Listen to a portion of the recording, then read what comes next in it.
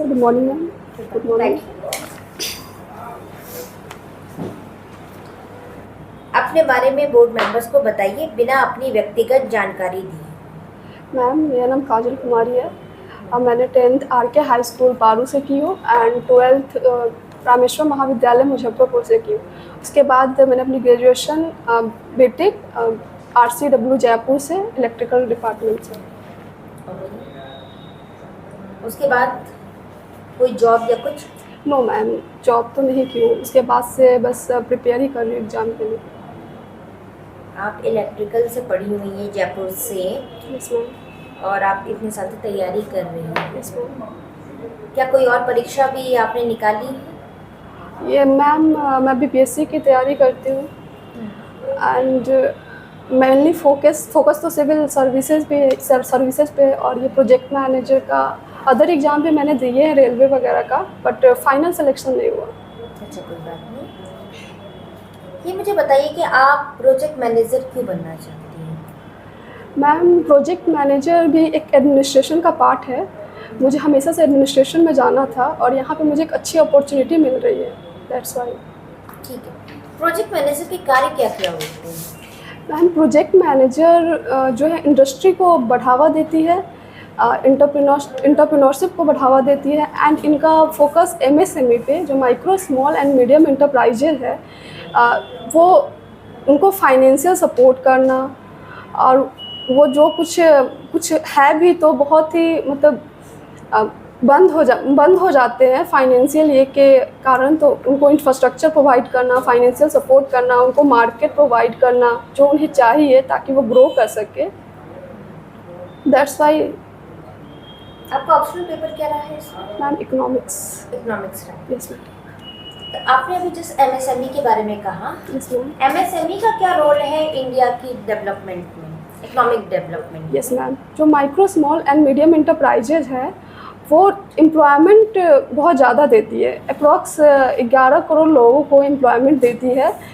तो ये एक स्मॉल स्केल इंडस्ट्री है, बट एम्प्लॉयमेंट में इसका इतना योगदान है कि हमारा जो हमारा बिहार जो स्टेट है मोस्टली ये एग्रीकल्चर बेस्ड है और एग्रीकल्चर पे हम मतलब बहुत सारी जनसंख्या जो है एग्रीकल्चर में वर्क करते हैं, बट ये सफिशिएंट नहीं है क्योंकि एग्रीकल्चर से हम इनकम ज़्यादा नहीं हो पाता है और MSME सब लोग एग्रीकल्चर में वर्क भी नहीं कर सकते। 80% से ज़्यादा लोग अभी एग्रीकल्चर में वर्क करते हैं, जो कि वहाँ से वहाँ उन्हें शिफ्ट करना पड़ेगा। ऐसा लगता है कि लोग तो लगे हुए हैं पर प्रोडक्टिव नहीं है, मतलब इतना प्रोडक्शन नहीं हो पाता है जितना लोग उसमें काम कर रहे हैं। तो MSME बेरोजगारी के कई टाइप होते हैं। Yes ma'am.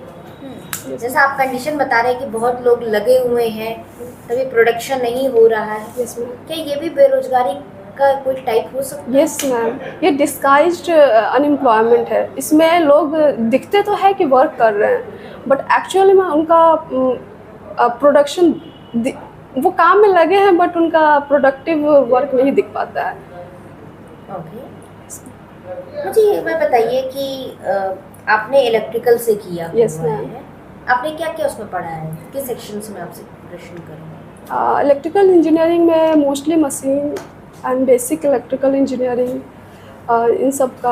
अब इलेक्ट्रिकल इंजीनियरिंग को भी आप यूज कर सकते हैं प्रोजेक्ट मैनेजर के वर्क में। नहीं, वो मेरा सवाल नहीं था। आपने इलेक्ट्रिक इंजीनियरिंग जब बीटेक किया, यस मैम। तो उसमें आपने क्या क्या सब्जेक्ट्स पढ़े, क्या क्या सेक्शंस थे उसमें, किस सेक्शंस में आपसे प्रश्न करूं? अच्छा मैम, आप मशीन सेक्शन से पूछ सकते हैं एंड बेसिक इलेक्ट्रिकल से भी पूछ सकते हैं। ठीक है, मैं बेसिक इलेक्ट्रिकल से पूछ रही हूँ। सेमीकंडक्टर क्या है? सेमीकंडक्टर एक डिवाइस है जिसमें जो इलेक्ट्रॉन को, सॉरी मैम मैं ये टर्म को, डायोड सुना होगा आपने? Yes ma'am. डायोड क्या होता है? डायोड बस करंट को वन डायरेक्शनल फ्लो होने देता है। डायोड में बस करंट वन डायरेक्शनल ही फ्लो होती है, ये बाई डायरेक्शनल नहीं होता है। करंट फ्लो को अलाउ करता है इन वन डायरेक्शन। AC और DC करंट आपने सुना होगा ना? Yes ma'am. अल्टरनेटिंग करंट और डायरेक्ट करंट, दोनों में क्या difference? AC current by directional होता है बट जो DC करंट है, जो डायरेक्ट करंट है, ये यूनी डायरेक्शनल होता है। आप दोनों का यूज़ बता सकते हैं? यस मैम, जो बैटरी जो होती है उसमें डीसी करंट होता है, एंड जो हमारे घर पे जो सप्लाई आती है उसमें वो एसी करंट होता है, या जो ट्रांसफार्मर जो वर्क करता है वो सिर्फ एसी पे ही वर्क करता है, वो डीसी पे वर्क नहीं करता। लेकिन जो डीसी मोटर है या डीसी जनरेटर है वो डीसी करंट पे वर्क करता है। एक बेसिक फिजिक्स में एक लॉ है, फैराडे लॉ। Yes ma'am. इसके बारे में कुछ बताएंगी आप? फैराडे लॉ, सॉरी मैम अभी तो मैं याद नहीं कर पा रही। ओके, तो वापस आपके इकोनॉमिक पे ही आते हैं। एमएसएमई के बारे में आपने कहा था, तो एमएसएमई का अगर मैं डेफिनेशन पूछूं तो क्या होगा? Yes ma'am, micro small and medium enterprises जो है, माइक्रो में आप जो इन्वेस्टमेंट है, जो मशीनरी और जो प्लांट पे हम जो इन्वेस्टमेंट करते हैं वो 1 करोड़ तक का होना चाहिए। जो उसका टर्नओवर है वो 5 करोड़ तक का होना चाहिए एमएसएमई के डेफिनेशन के अकॉर्डिंग। स्मॉल जो है उसमें आपका इन्वेस्टमेंट जो प्लांट और मशीनरी पे वो 10 करोड़ होना चाहिए, एंड जो उसका टर्नओवर है वो 50 करोड़ होना चाहिए। लेकिन जो आपका मीडियम इंटरप्राइजेज है उसमें आपका इन्वेस्टमेंट 50 करोड़ का होना चाहिए और टर्नओवर 250 करोड़ का होना चाहिए। ये मुझे बताइए कि जो एमएसएमई है वो वुमेन एम्पावरमेंट में सहयोग कर सकती है? यस मैम, एमएसएमई का वुमेन एम्पावरमेंट में बहुत बड़ा योगदान है। बहुत सारी फीमेल, मतलब अप्रॉक्स 35% फीमेल एमएसएमई में वर्क करती है। एमएसएमई का बहुत बड़ा योगदान है फीमेल को सशक्त करने के लिए। ये मुझे बताइए, एक मुद्रा योजना आई थी कुछ 6-7 साल पहले, एक मुद्रा योजना आई थी। यस मैम, वो एमएसएमई को ही बढ़ावा देने के लिए थी मुद्रा योजना। डिफरेंट उसमें सबसेक्शंस थे, आप बता सकती हैं? सॉरी मैम, मुझे याद नहीं। अच्छा, कोई नहीं। काजल। Yes sir. काजल, आप ये समझाइए मुझे कि जो बोर्ड मेंबर है वो आपको कौन सिलेक्ट करेगा? आपके में क्या ऐसा गुण है? अच्छा सर, मैं किसी भी प्रोजेक्ट को मैनेज कर सकती हूँ। मेरी लीडरशिप की क्वालिटी है, एंड मैं हार्ड वर्किंग भी हूँ एंड ऑनेस्ट भी हूँ। ये लीडरशिप क्वालिटी क्या होता है? सब लोग बोलते हैं कि मेरे पास लीडरशिप क्वालिटी। यस सर, सबको साथ लेके चलना को हम लीडरशिप बोलते हैं। अगर आप ग्रुप में अगर वर्क करते हैं तो आपके पास एक क्वालिटी होना चाहिए कि आप सबको एक साथ लेके चले, सब जिनको जो प्रॉब्लम है उस प्रॉब्लम को सुने, सॉल्व करें, जो रिक्वायरमेंट है वो सब साथ मिलकर करें, उसे लीडरशिप की क्वालिटी कहते हैं। हमारे ग्रुप में कुछ ऐसे भी लोग हैं जो वो हमेशा मतलब कि वो ग्रुप के डिसीजन को मानने के तैयार नहीं होते हैं। Yes sir. सीनियर के डिसीजन को उतना फॉलो नहीं करते हैं या विभागीय आदेश को, तो क्या वैसे स्थिति में हम उन्हें साथ लेकर चल पाएंगे? यस सर, हम अगर उनसे बात करें, अगर उनसे प्रॉब्लम पूछे कि आखिर क्या है जो उन्हें रोक रहा है कि वो हमसे, मतलब हमारी बात से वो एग्री नहीं करते हैं, अगर उनका पॉइंट ऑफ व्यू हम अगर सुनते हैं और हमें लगता है कि नहीं इनका भी ये पॉइंट ऑफ व्यू ऐड होना चाहिए, तो हम म्यूचुअली बात करके इस प्रॉब्लम को सॉल्व कर सकते हैं। आपके जीवन का अभी तक का क्या सब अचीवमेंट है? सर मेरे लाइफ का अचीवमेंट में सर कुछ, अभी तो सर मैं सिर्फ प्रिपेयर ही कर रही हूँ, अभी जॉब वगैरह तो मिले नहीं है, बट मुझे पढ़ाना बहुत पसंद है। जैसे कि जो छोटे बच्चे होते हैं, मैं अपने गांव में अपने आसपास के जो बच्चे होते हैं उनको मैं ट्यूशन पढ़ाती थी, और वो मुझे बहुत पसंद था कि किसी को भी, क्योंकि आज के जो एजुकेशन बहुत ही इम्पॉर्टेंट है, क्योंकि एजुकेशन से ही जो एम्प्लॉयमेंट है वो आता है, गरीबी दूर होती है। तो आई थिंक मुझे लगता है कि सबको इसमें योगदान देना चाहिए। आप जो भी करें, ज़रूरी नहीं कि आप एजुकेशन में ही, अगर आप कोई भी सोशल सर्विस हमारे अकॉर्डिंग करना ही चाहिए। क्या अभी तक आपने कुछ ऐसा काम किया है जिससे कि आपका समाज आपके ऊपर गर्व कर सके, जहाँ पर रहते हैं वो समाज आपके ऊपर प्राउड फील कर सके? सर बेली क्या है कि गांव में बहुत कम लोग पढ़ने के लिए पढ़ते हैं, स्पेशली गर्ल्स बहुत कम पढ़ती है।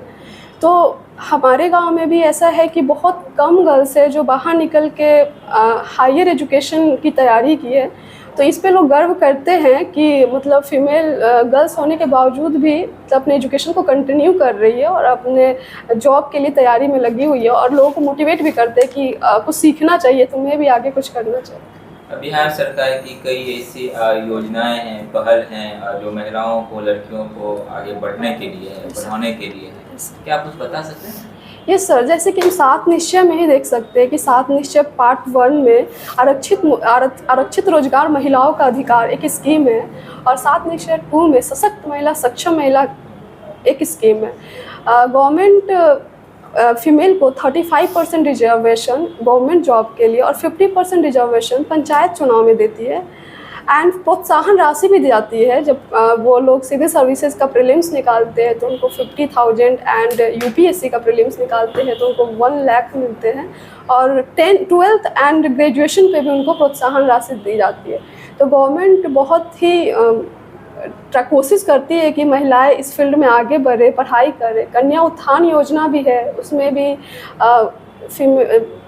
मतलब पढ़ाई के लिए गवर्नमेंट योगदान दे रही है, और बहुत सारे स्कीम है जिसमें गवर्नमेंट मतलब फीमेल को सशक्त करने के लिए दे रही है। जैसे कि यहाँ पे आप पुलिस स्टेशन में भी देखें तो फीमेल की जनसंख्या बहुत बढ़ी है एज कम्पेयर टू पहले के कंपेयर में देखें। पंचायत चुनाव में भी सब इलेक्शन में फ़ीमेल का बहुत कंट्रीब्यूशन रहा है, लोग बढ़ चढ़ के पार्टिसिपेट कर रहे हैं, तो कुछ टाइम बाद बहुत अच्छा इसका रिजल्ट दिखने को मिलेगा। पंचायत चुनाव में जहाँ तक बात है तो ये जो संवैधानिक स्टेटस जो मिला है पंचायत को लेकर, उसमें तो महिलाओं के लिए आरक्षण का प्रावधान कर दिया गया। यस। लेकिन अभी तक जो मेन स्ट्रीम पॉलिटिक्स है, जो विधानसभा है, जो संसद है, जो लोकसभा का चुनाव होता है, जो विधानसभा का चुनाव है, उसमें महिलाओं के लिए अभी तक सीट आरक्षित नहीं किया गया है। इसके पीछे क्या सब कारण हो सकता है? सर, जो महिलाएं हैं वो पहले घर पे ही रहना ज़्यादा प्रेफर करती थी, वो इतना वर्क नहीं करती थी, तो उनको पहले चांस दिया गया। वो अभी पंचायत चुनाव में जैसे बाहर आई है, और 50% बिहार में रिजर्वेशन है, अदर स्टेट में भी 35% रिजर्वेशन। तो धीरे धीरे क्या होगा कि अभी जैसे फीमेल पंचायत में भी है, और अभी विधानसभा में भी 6 फीमेल है, जहाँ तक सर मुझे पता है, सॉरी अगर डेटा गलत हो तो अब धीरे धीरे लोग पार्टिसिपेट करते हैं। तो कुछ टाइम बाद ऐसा होगा जब लोग पार्टिसिपेट करना शुरू करेंगे तो रिजर्वेशन भी सरकार इसके बारे में भी सोचेगी और उसमें भी रिजर्वेशन देगी। अच्छा, ये जो रिजर्वेशन है, आरक्षण, यस, ये आरक्षण क्या मेरिट के साथ कॉम्प्रोमाइज करता है? नो, ऐसा हम नहीं बोल सकते कि मेरिट के साथ कॉम्प्रोमाइज़ करते हैं, क्योंकि आरक्षण उनको मिलता है जो बहुत ही वंचित है, मतलब जिनके पास वो रिसोर्सेज नहीं है, जो बहुत ही दबे हुए लोग हैं, उनको बस बैलेंस करने के लिए, ऊपर उठाने के लिए आरक्षण शब्द है, ना कि किसी ऊपर वाले को नीचे करने। जब सब इक्वल हो जाएंगे तो ये आरक्षण ऑटोमेटिक ही हटा दिया जाएगा। मतलब तब तक के लिए है जब तक लोग जो वंचित लोग हैं वो ऊपर ना उठ जाए। तो आपके अनुसार से मान लीजिए कब तक जारी रहेगा, कब ऊपर होंगे? जब इक्वालिटी आ जाएगी सोसाइटी में, जब फीमेल का भी बहुत बढ़ चढ़कर पार्टिसिपेशन होने लगा, जो SC ST है उनका भी जब पार्टिसिपेशन अच्छा होने लगेगा, जब वो दिखने लगेंगे कि नहीं वो वर्क कर रहे हैं, अच्छे खासे जनसंख्या के अकॉर्डिंग वो है, तो फिर ये रिजर्वेशन का कॉन्सेप्ट खत्म हो जाएगा। हाँ, तो हमने SC ST को संविधान के लागू होने के साथ ही, और साथ ही जो OBC समुदाय हैं या EBC समुदाय हैं, उनको भी हमने 1990 के दशक में आरक्षण दे दिया अलग अलग क्षेत्रों में, अब चाहे शिक्षण संस्थान में हो चाहे नौकरी में हो। उसके बावजूद भी इतने लंबे समय के बाद अभी तक हम एक जो इक्वलिटी का जो लेवल होता है उस लेवल को प्राप्त नहीं किया। अभी तक तो आरक्षण जारी है, जैसा कि आपने कहा। ये लेवल कब प्राप्त होगा? यस सर, जब आरक्षण स्टार्ट किया था उस टाइम पे जो SC ST थे, या जो नीचे जो वंचित लोग हैं, जो OBC के हैं, जो बहुत नीचे हैं, तो वो उस टाइम पे अवेयर भी नहीं थे इस बात को लेके। लेकिन जब मौका मिला तो अब वो पार्टिसिपेशन देखने को मिल रहा है। अब लोग पार्टिसिपेट भी करें, या फीमेल हो या मेल हो, सब बढ़ चढ़ के हिस्सा लें। तो कुछ टाइम बाद जब ये एजुकेशन सिस्टम जब सब एजुकेशन सिस्टम जो पढ़े लिखे लोग हैं वो अगले जनरेशन में अपने बच्चों को भी पढ़ाएंगे, तो वो उनमें वो देख के लगेगा कि नहीं हम भी कर सकते हैं। और ये कुछ टाइम तो लगेगा सर, ये क्योंकि ये ग्रेजुअली प्रोसेस है, आप इसको ठीक है काजल, आप एज्यूम कीजिए, हालांकि हमारी शुभकामना है आपके साथ कि आपका सिलेक्शन हो, बोर्ड मेंबर आपको सिलेक्ट करे। मान लीजिए कि सिलेक्शन के बाद आपने सरकार के विभाग में लंबे समय तक काम किया है और सरकार आपके कार्यों से बहुत प्रभावित है, और सरकार आप बिहार में महिलाओं को, लड़कियों को आगे और बढ़ने के लिए, हालांकि सरकार की कई योजनाएं पहले से चल रही है, उसके बावजूद भी सरकार को लग रहा है कि मुझे कुछ ऐसी योजनाओं पर काम करना है जिससे महिलाएं और लड़कियों को बहुत जल्दी उसका तरक्की हो, और उस कमेटी का आपको ही चेयरमैन बनाते हैं। कि आप मुझे कुछ रिकमेंड कीजिए कि आखिर हम महिलाएं के लिए, लड़कियों के लिए क्या सब और करें ताकि इनका और उत्थान हो, तो आप क्या सब बताएंगे? सर सबसे पहले तो मैं एजुकेशन को रखना चाहूँगी, क्योंकि एजुकेशन एक बैकबोन होता है किसी भी सोसाइटी का। अगर लोग एजुकेटेड होंगे तो उनको पता होता है कि एजुकेशन के बाद मतलब मुझे कुछ करना है, वो अपने हक को भी जान पाते हैं, राइट्स को पहचानते हैं और उसके लिए कुछ करना चाहते हैं। तो सबसे पहले तो मैं एजुकेशन, फिर ये जो अपना नॉन इंडस्ट्रियलाइजेशन जो बिहार में है उसको ठीक करना है, क्योंकि इंडस्ट्रियलाइजेशन नहीं होने की वजह से पॉवर्टी बहुत ज़्यादा है, लोग माइग्रेट कर जाते हैं, दूसरी जगह चले जाते हैं, तो उनको रिटेन करना भी बहुत ज़रूरी है। एंड थर्ड, पॉपुलेशन डेंसिटी को कम करने की बात पे, क्योंकि जैसे बिहार में पॉपुलेशन डेंसिटी बहुत ही ज़्यादा है, इसका इफ़ेक्ट बहुत पड़ता है। एंड यहाँ पे पेरिसेबल जो गुड्स है जो बहुत जल्दी ख़राब हो जाते हैं, उनके स्टोरेज को लेके भी। एक शब्द वित्तीय समावेशन भी होता है। ये सब फाइनेंशियल इंक्लूजन। तो वित्तीय समावेशन से आप क्या समझते हैं और ये क्या हमारी इकोनॉमी में क्या क्या है? यस सर, वित्तीय समावेशन वो है जो हर एक गरीब तक आप वो फैसिलिटी पहुंचा रहे हैं जो उन्हें ज़रूरत है, जिनकी नीड है, उसको वित्तीय समावेशन कहते हैं। अगर जो वंचित लोग हैं अगर उन तक भी सारे फैसिलिटी पहुंचते हैं जो उनके लिए नेसेसरी है, तो इससे सोसाइटी का डेवलप होगा, वो लोग अच्छा कर पाएंगे। वित्तीय समावेशन से जीवन स्तर में वृद्धि हो सकती है? यस सर, वित्तीय समावेशन से जीवन स्तर में वृद्धि हो सकती है, क्योंकि ये इकोनॉमिक ग्रोथ करेगा, और जब इकोनॉमिक ग्रोथ होता है और जब हम उस पैसे का सही यूटिलाइजेशन करते हैं तो इकोनॉमिक डेवलपमेंट भी होता है तो सोसाइटी में। अभी हम लोग देख रहे हैं जलवायु परिवर्तन एक बहुत बड़ा इशू बना हुआ है। तो जलवायु परिवर्तन क्या है और इसके क्या कारण है? यस सर, जलवायु परिवर्तन वृक्षों के कम होने की वजह से आजकल लोग पेड़ पौधे कम लगाते हैं और वृक्षों को काटते जा रहे हैं, जिसकी वजह से मॉनसून पे बहुत इफ़ेक्ट पड़ता है और वो अपने साइकिल को चेंज कर देती है। वो टाइम पे ना होकर डिले हो जाती है, तो कभी ज़्यादा बारिश हो जाना, कभी सूखा पड़ जाना, ये सब जलवायु परिवर्तन का कारण है। ये ग्लोबल वार्मिंग की वजह से हम बोल सकते हैं कि जो इंडस्ट्रीज है उनके जो जब वो इंडस्ट्री प्रोडक्शन करते हैं उसकी वजह से बहुत ही कार्बन का इमिशन होता है, जिसके वजह से जलवायु परिवर्तन पे इफेक्ट पड़ रहा है। जलवायु परिवर्तन में कार्बन डाइऑक्साइड की भूमिका बहुत ज़्यादा है। कार्बन इमिशन की वजह से ग्लोबल वार्मिंग हो रहा है और ये मॉनसून को इफेक्ट पड़ रहा है, इसलिए जलवायु परिवर्तन। तो ये कार्बन इमिशन को रोकने के लिए बहुत सारे इंटरनेशनल समझौता हैं, कुछ समझौता के बारे में बताइए। यस सर, जैसे कार्बन इमिशन को रोकने के लिए कार्बन क्रेडिट चलाया जा रहा है कि आप जो जितना ज़्यादा इंडस्ट्री से प्रोडक्शन करता है उनको कार्बन को मतलब न्यूट्रल भी करना है। आपको ऐसा नहीं है कि आप पॉल्यूशन फैला रहे हो। इसके लिए बिहार गवर्नमेंट ने डिसाइड किया कि 2040 तक वो कार्बन न्यूट्रल बन जाएंगे, और हमारे जो इंडिया है, हमारे देश ने भी डिसाइड किया कि 2070 तक वो कार्बन न्यूट्रल हो जाएंगे।